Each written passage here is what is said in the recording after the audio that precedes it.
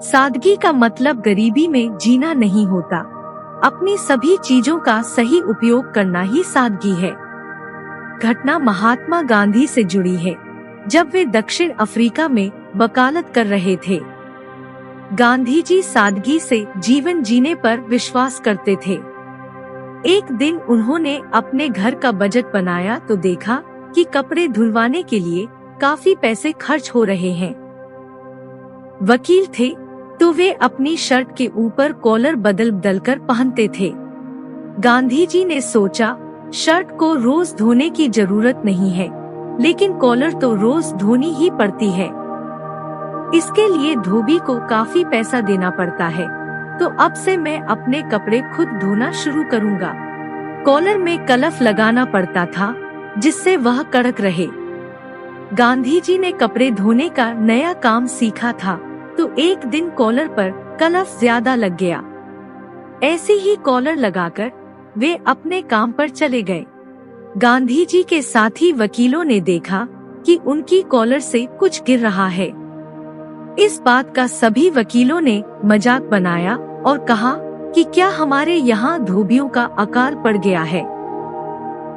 तब गांधी जी ने कहा, अपने कपड़े खुद धोना कोई छोटी बात नहीं है।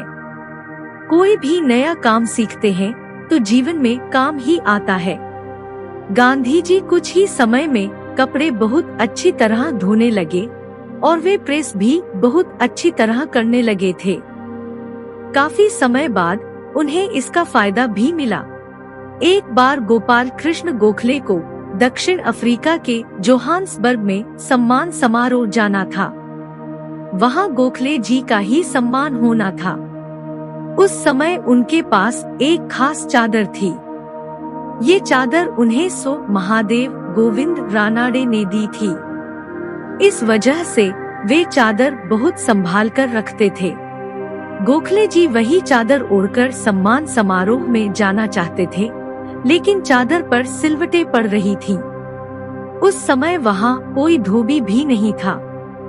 तब गांधी जी ने कहा, ये चादर मुझे दीजिए, मैं इसे प्रेस कर देता हूँ। गोखले जी ने व्यंग्य करते हुए कहा, तुम्हारी वकालत पर तो मैं भरोसा कर सकता हूँ, लेकिन धोबीगिरी पर भरोसा नहीं कर सकता।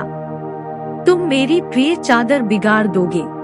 तब गांधी जी ने इस बात की जिम्मेदारी ली कि चादर खराब नहीं होगी। इसके बाद गांधी जी ने चादर बहुत अच्छी प्रेस कर दी।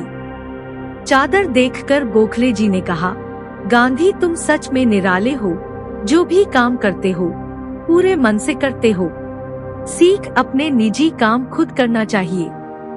अपने काम खुद करने का मतलब गरीबी में जीना नहीं होता। अपनी सभी चीजों का सही उपयोग करना और अपने काम खुद करना ही सादगी है।